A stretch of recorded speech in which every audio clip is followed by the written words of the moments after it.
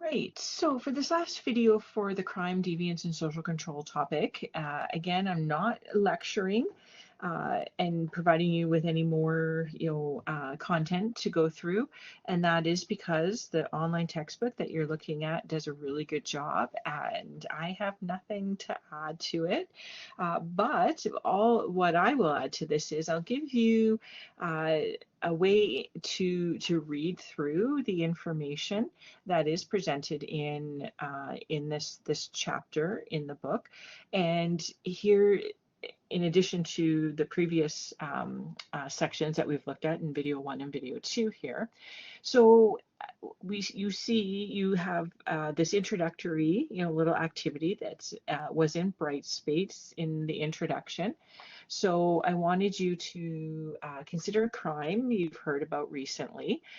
So in the news, listening to other people talk about maybe something happened in your neighborhood. If you haven't heard about any crimes, or if you haven't, if you haven't heard about any crimes recently, in Blackboard, in Brightspace, I've given you some links to some resources. And actually, let's just do this here. I'm going to share my screen. This doesn't link out, so it'll be easier if I can share my window. And this may look a little differently than your Brightspace page here, but I should be able to, I use the links here. So consider a crime you've heard about recently. If you haven't heard of anything, I've given you some links to some different news, online news sources. And here you can, so this one takes you to Read Your RD News Now. They have kind of their breaking headlines here. There might be some crime. Oh, there's one here. A man found asleep behind the wheel of a stolen vehicle has just been sentenced. Alternatively, you could search. You could do a search for, we can maybe put in a specific crime. You could also, I think this might generate, you go news and then Red Year.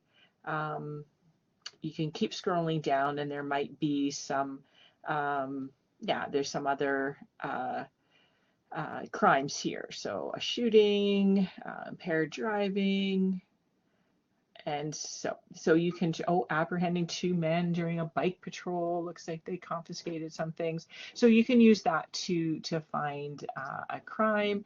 Likewise, I've also given you some Calgary, just for the sake of resources. Calgary Sun's kind of a sensational newspaper, so there might be some really good stories in here.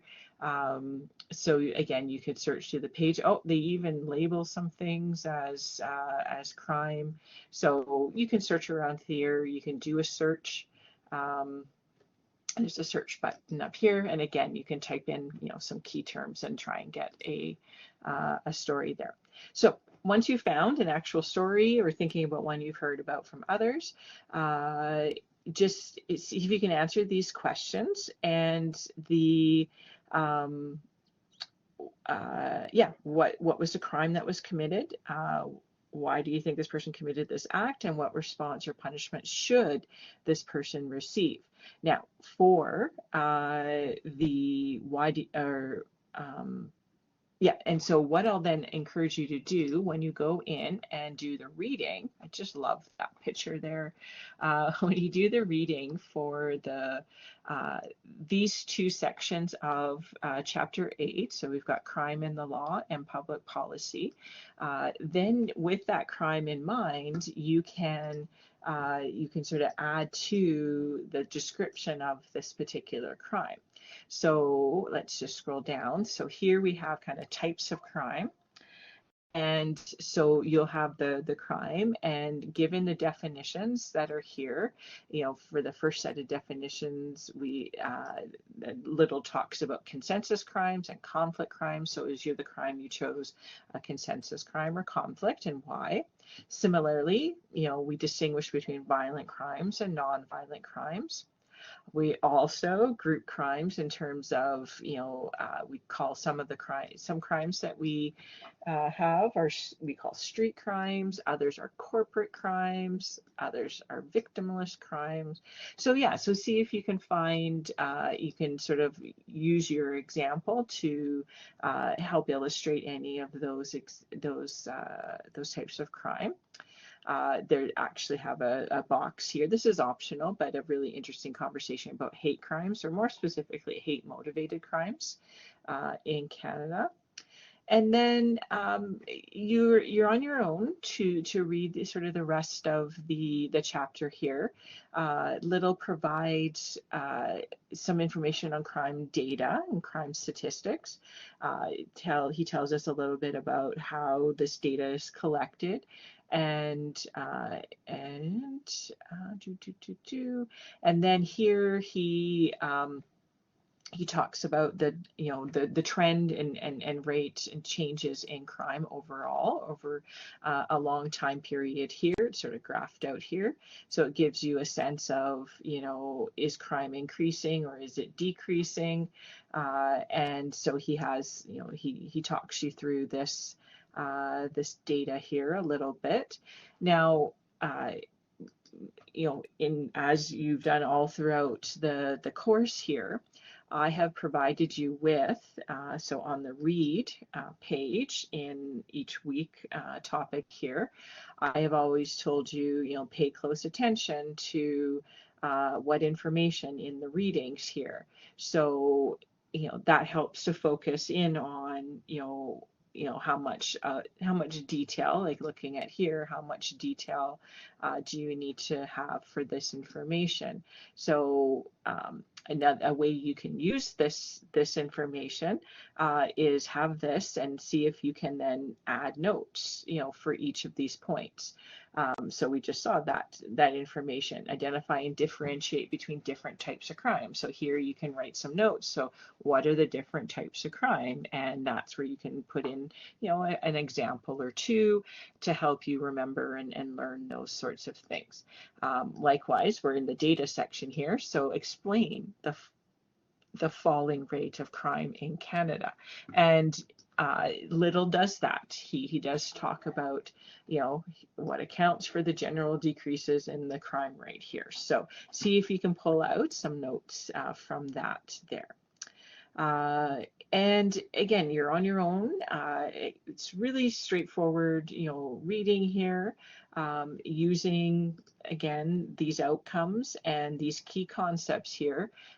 Just see if you can pull information from all of the rest of the sections here.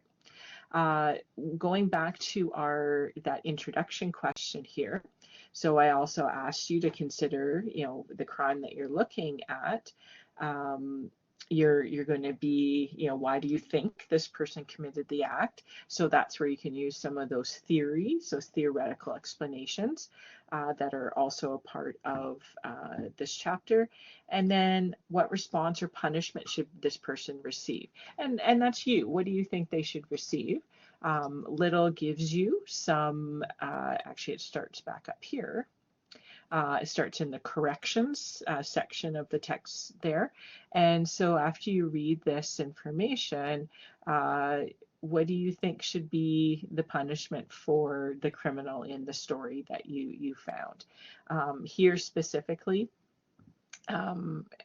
Little talks about alternatives to prison, and there's still punishments and there's still ways of responding to people after they've committed crime, but there are alternatives to just putting people in prison. So do any of these things sound like they would work for the criminal in the case that you're looking at? All right, and there is one last, let's see, public policy debates on crime. Again, you're on your own for reading this section here, and it looks a little bit more at the media and how the media talks about crime. Moral panics, they're really fun to learn about. And we have touched upon some of this information earlier when in my definition of deviance, I did talk to you about moral entrepreneurs, so that can align with that. So I think that is all for the chapter here. I'm just going to go back to the the journal question for. I'm going to try and go back to the journal question for this topic here. And just last time here, your question number 1, same thing, current issue or event, anything in any part of this chapter or the lectures. More so this topic, you'll likely be drawing more from the textbook there.